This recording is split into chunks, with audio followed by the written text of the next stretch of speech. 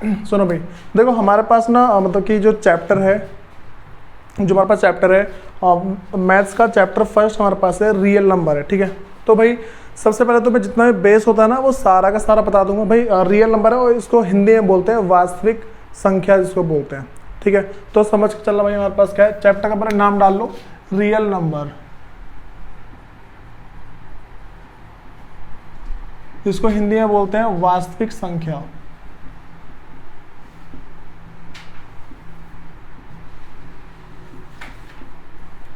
तो देखो भाई, सबसे पहली बात हमें समझने की रियल नंबर होते क्या है, ठीक है। देखो अच्छा, जितने भी हम टॉपिक इस चैप्टर के अंदर पढ़ेंगे ना, पहले इस टॉपिक का बेस बताऊंगा मैं, ठीक। उसके बाद जाके उसके आगे जो होगा वो सारा सारा बताऊंगा। जैसे मान लो कि कोई सा टॉपिक है, कोई सा क्वेश्चन बनेंगे, पहले उसका बेस बता दिया, फिर क्वेश्चन कराऊंगा, तो ऐसे ना जल्दी जल्दी समझ में आना शुरू हो जाएगा। सबसे पहले बात करते हैं कि भाई हमारे पास जो रियल नंबर है या फिर जो वास्तविक संख्या है क्या होती है। भाई देखो, जो हिंदी के लिए होगा ना वो तो मैं सिर्फ बोल दे रहा हूँ, और जो इंग्लिश के लिए है वो लिख दे रहा हूँ, ठीक है। तो ऑल दोज नंबर, अच्छा भाई रियल नंबर को समझने से पहले हमें समझना है नंबर लाइन, कि नंबर लाइन क्या होती है, ठीक है। तो पहले बता रहा हूँ नंबर लाइन के बारे में। नंबर लाइन, देखो भाई नंबर लाइन को हम हिंदी में बोलते हैं संख्या रेखा। संख्या रेखा, देखो भाई संख्या रेखा का हमारे पास मतलब क्या हो जाता है, या फिर नंबर लाइन का मतलब क्या हो जाता है कि एक ऐसी लाइन जिसके ऊपर ऑल टाइप के नंबर, जितने भी टाइप के नंबर होते हैं ना, जितने प्रकार की संख्या होती है सबको दिखा सकते हैं, शो कर सकते हैं, उसी को हम क्या बोलते हैं, नंबर लाइन, ठीक है। जैसे मान लो मैं तुम्हें इसका ना बना के दिखाता हूँ, बस इसकी डेफिनेशन लिखवा दूंगा। पहले यहाँ पे लिख रहा हूँ मैं कि the line on which all types of number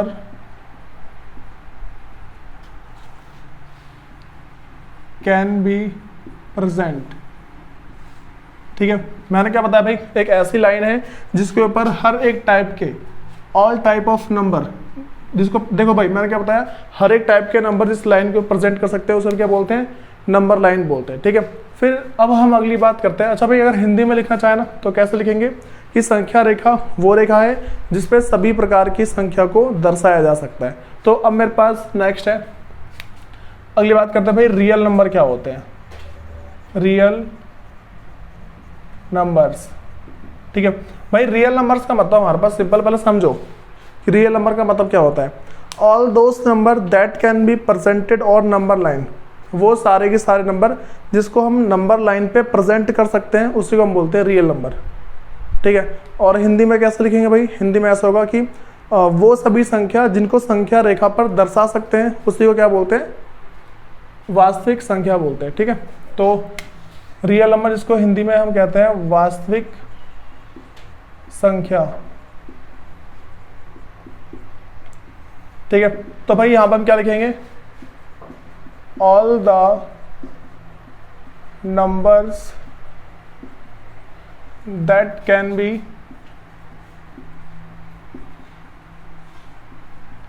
present on number line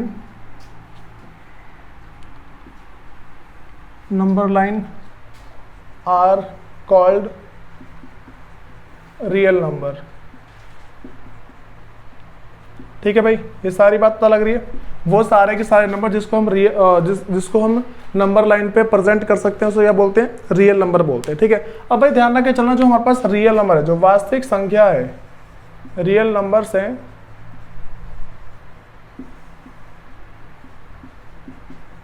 जो वास्तविक संख्या है इसको दो पार्ट में डिवाइड कर सकते हैं।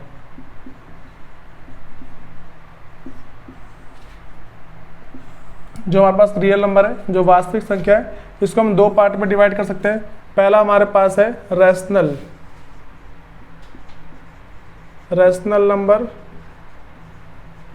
जिसको हम बोलते हैं परिमेय संख्या, परिमेय संख्या। उसके बाद दूसरा मेरे पास है इर्रेशनल,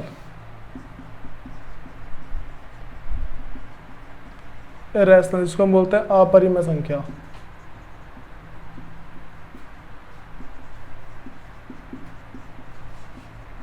अपरिमेय संख्या। ठीक है भाई, तो हमें ये दो बातें समझनी है कि रैशनल नंबर क्या होते हैं और जो हमारे पास इर्रेशनल नंबर है ये क्या होते हैं।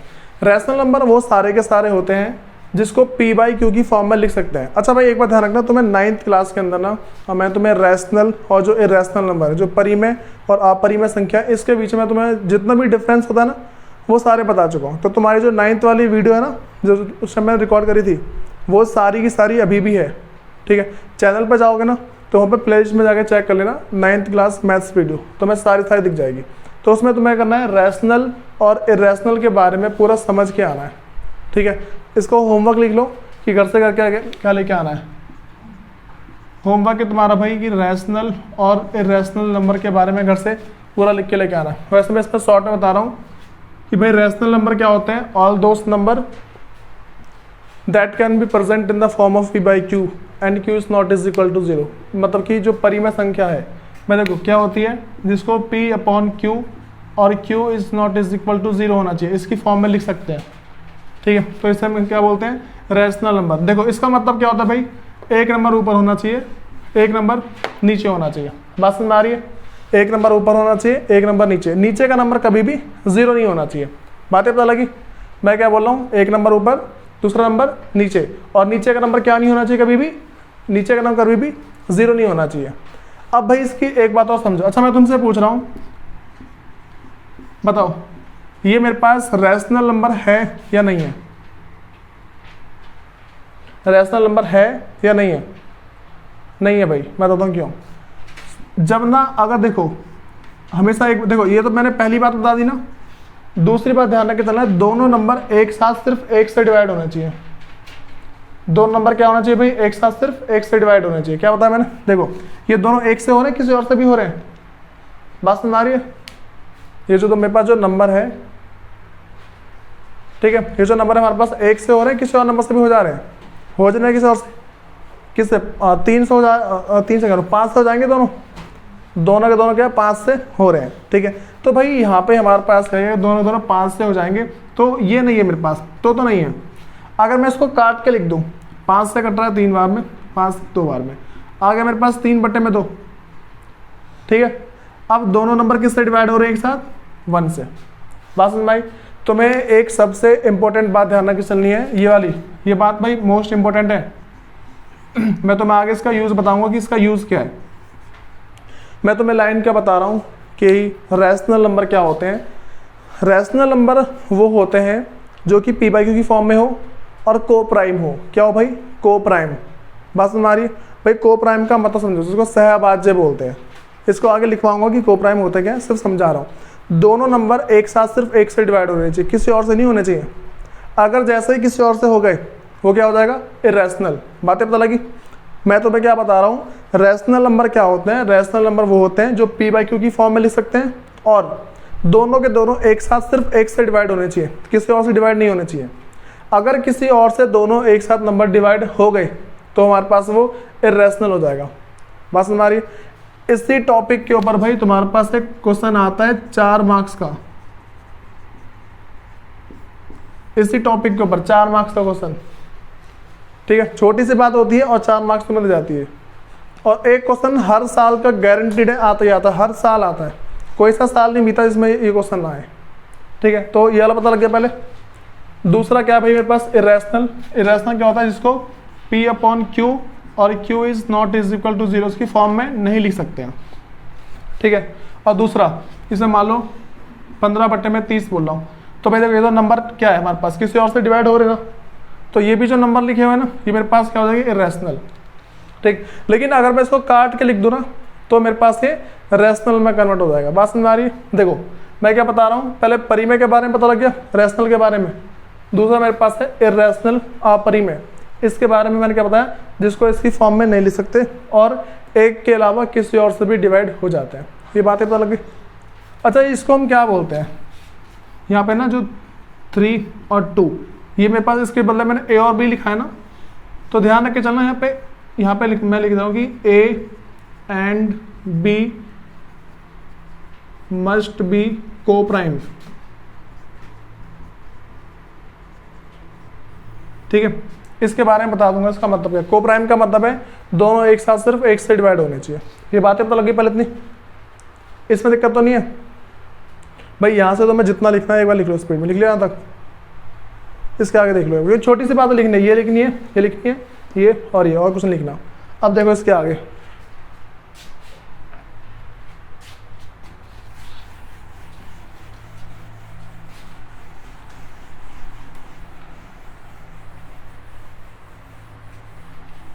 भाई तुम सबको ऑड नंबर के बारे में, इवन नंबर के बारे में ये सारा पता होगा कि ऑड नंबर क्या होते हैं, इवन नंबर क्या होते हैं, प्राइम नंबर क्या होते हैं।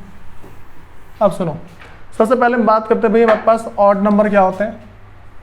मैं सिंपल सा बताऊंगा, ऑड नंबर जिसको हम बोलते हैं विषम संख्या,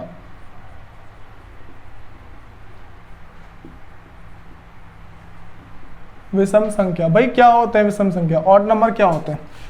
ऑड नंबर वो सारे के सारे होते हैं जो 2 से पूरे के पूरे डिवाइड नहीं होते। बस में आ रही है। ऑड नंबर क्या होते हैं जो 2 से पूरे के पूरे डिवाइड नहीं होते, फिर भाग नहीं होते। मैं तुम्हें इसका एग्जांपल दे सकता हूँ, पहले लिख दे रहा हूँ कि ऑल दोस नंबर या फिर all the numbers which is not completely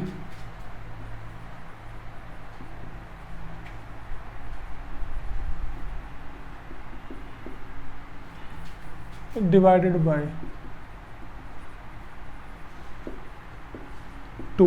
ठीक है, क्या होता है भाई, all the numbers which is not completely divided by 2, वो सारे नंबर जो 2 से पूरे के पूरे डिवाइड नहीं होते हैं उससे हम क्या बोलते हैं, ऑड नंबर बोलते हैं। इसका एग्जांपल देख सकते हो,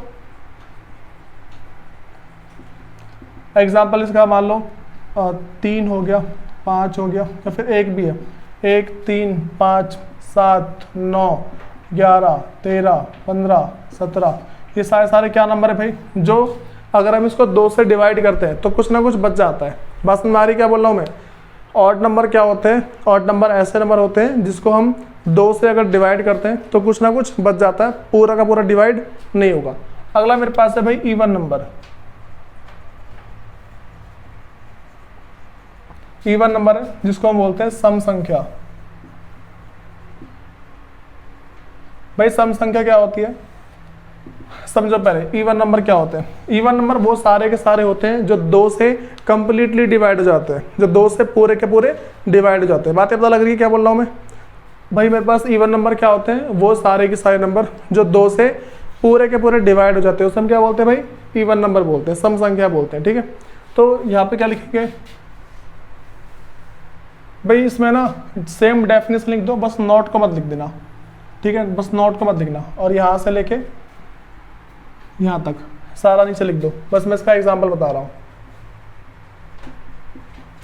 एग्जांपल मेरे पास 2 4 6 8 10 12 14 16 18।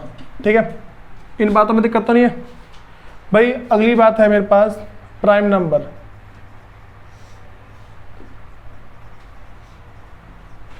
जिसको अभाज्य संख्या बोलते हैं।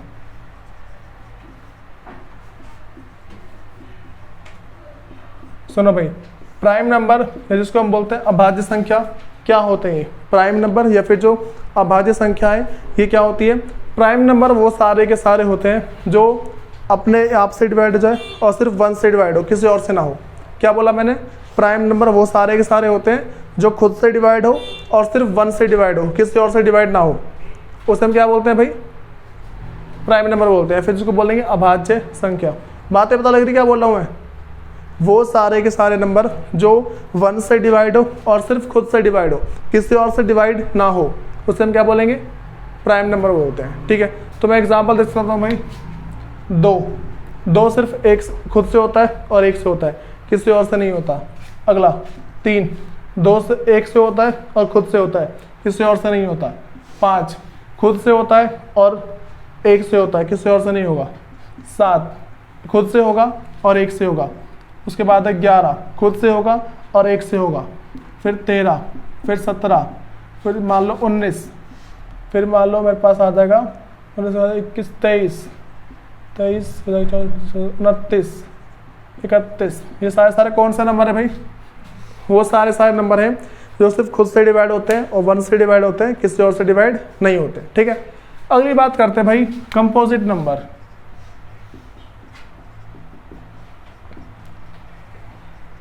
कंपोजिट नंबर जिसको बोलते हैं भाज्य संख्या। भाज्य संख्या भाई क्या होता है कंपोजिट नंबर फिर भाज्य संख्या? इसका जस्ट उल्टा होता है। ठीक है, भाज्य संख्या या फिर कंपोजिट नंबर हमारे पास ऐसे नंबर होते हैं जो 1 से डिवाइड हो जाए, खुद से डिवाइड हो जाए और किसी और से भी डिवाइड हो जाए। बातें बता रही क्या बोल रहा हूँ मैं? 1 से डिवाइड हो, खुद से डिवाइड हो और फिर किसी और से भी डिवाइड हो जाए। मैं तुम्हें एग्जांपल दे रहा हूँ उसका। पहला है मेरे पास 4, खुद से हो जाता है, 1 से हो जाता है और किसी और से भी, 2 से भी हो रहा है। बातें तो लगी थी। देखो ये मेरे पास क्या है, 1 से हो रहा है, 2 से हो रहा है, खुद से भी हो रहा है। मैं इसके बाद 6 लिख सकता हूँ। 1 से हो रहा है, 2 से हो रहा है, 3 से हो रहा है, 6 से हो रहा है। देखो बात तो लगी क्या बोल रहा हूँ मैं? क्या होता है हमारे पास कंपोजिट नंबर जो खुद से डिवाइड हो जाए, 1 से डिवाइड हो जाए और किसी और से भी डिवाइड हो जाए, उसे हम क्या बोलते हैं? Composite number. यहाँ तो दिक्कत है किसी को भाई? इन सब के बाद ना हमारे पास एक ना टॉपिक शुरू होता है जिसको हम बोलते हैं यूक्लिड डिवीजन लेमा। क्या है भाई हमारे पास? यूक्लिड डिवीजन लेमा है। समझो हमारे पास ये है क्या भाई, हिंदी इंग्लिश दोनों में सेम लिखा हुआ है। यूक्लिड डिवीजन लेमा दोनों तरफ सेम लिखा हुआ है। हिंदी में उसको बोलते हैं यूक्लिड विभाजन एल्गोरिथम। ठीक है, अच्छा लेमा और एल्गोरिथम इसका मतलब बताऊंगा क्या क्या होता है। ये इतना होगा।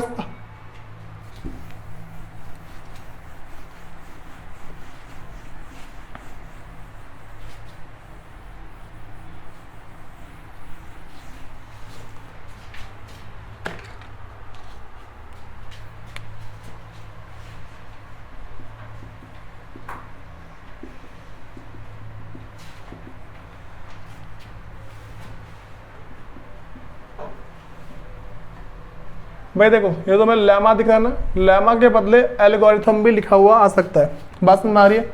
इसमें लेमा का मतलब है रूल। क्या है इसका मतलब? रूल, नियम। लेमा का मतलब क्या है यहाँ पे भाई? रूल है जिसको हम नियम बोल सकते हैं, एल्गोरिथम बोलते हैं। तो यूक्लिड डिवीजन, यूक्लिड एक हमारे पास मैथमेटिशियन है, उसका नाम है। ठीक है, और डिवीजन का मतलब क्या है? डिवाइड करने का तरीका। भाई पहले समझो कि इसके अंदर हम सीखेंगे क्या। जो यूक्लिड डिवीजन लेमा है इसके अंदर हम सीखने क्या वाले, वो सारी बातें समझो। तुम्हें डिवाइड करना आता सबको? हम एक नंबर अंदर लिखते हैं। ठीक है, एक यहाँ लिखते हैं, एक यहाँ लिखते हैं और जो बच जाता है उसे यहाँ लिखते हैं। ऐसा कुछ सीखा हुआ हमने। तो जो अंदर लिखा होता है ना, इसे बोलते हैं डिविडेंड। ठीक है, मतलब कि इसको हिंदी में बोलते हैं भाज्य। ये इसे बोलते हैं डिवाइजर,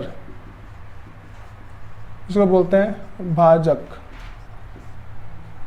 ये हमारे पास है भागफल।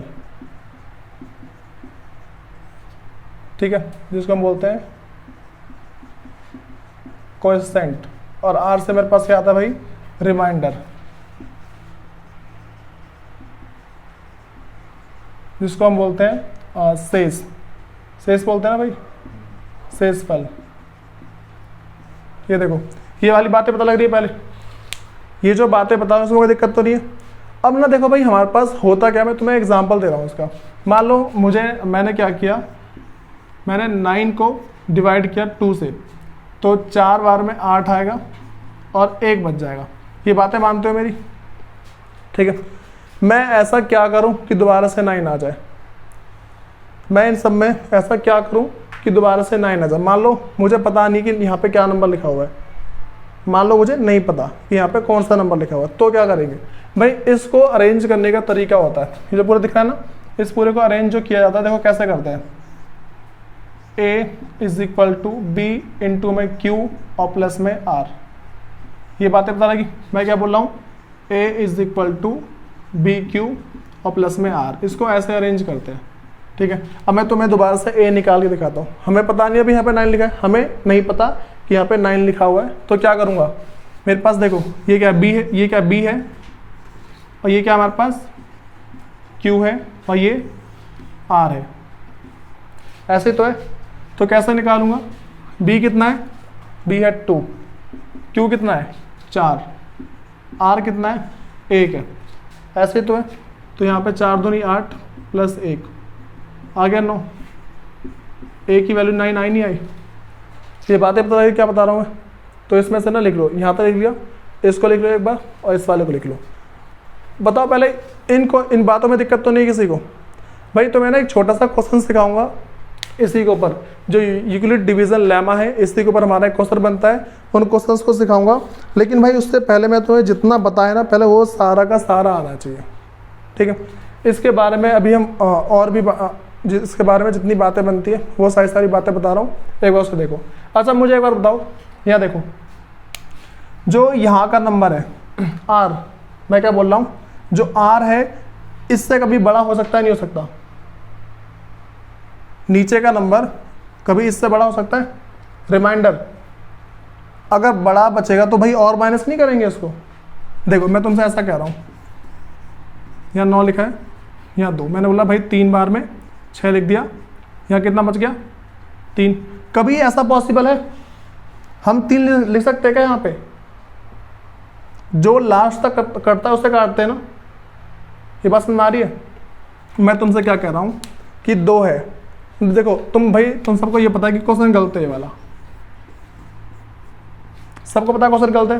भाई क्वेश्चन गलत क्यों है? क्वेश्चन गलत होने के पीछे जो रीजन है कि भाई ये जो अंदर का नंबर है उसे तब तक काटते हैं जब तक वो कट सकता है। यहाँ पे सही किया ना मैंने कि 2 चौक 8, अगर मैं 6 तक करता भाई वो गलत है। तो इसका मतलब ये है कि कभी भी ये जो नंबर है जो आर है, आर कभी बी से बड़ा नहीं हो सकता ना, बात सुन भाई। आर जो है कभी बी से बड़ा नहीं हो सकता। जो एक तुम्हें क्या बात ध्यान रखनी है, आर जो है वो कभी भी, मतलब कि आर कभी बड़ा नहीं हो सकता बी से, ये बात क्या है गलत होती है, ठीक है, बात समझ भाई। उसके बाद अब ये बताओ, देखो आर क्या है, पहले मैं क्या, आर जो है बी से कभी बड़ा नहीं हो सकता, ये बातें पता लगी भाई। अभी तुम्हें पहले इतनी बात ध्यान रखनी है, उसके बाद ना एक छोटी सी बात और बताऊंगा मैं आज तक ना, मतलब कि जो अभी की क्लास है सिर्फ इतनी बातें याद रख के चलो, कि अगर ज़्यादा बताऊंगा तो थोड़ा सा ओवरलोड होगा और कुछ नहीं होगा। तो इसको भाई जितनी बातें बताई सारी याद कर लेना, और जो तुम्हारी फेयर नोटबुक है उसके अंदर नोट डाउन कर लेना। करो उसका नोट डाउन एक बार।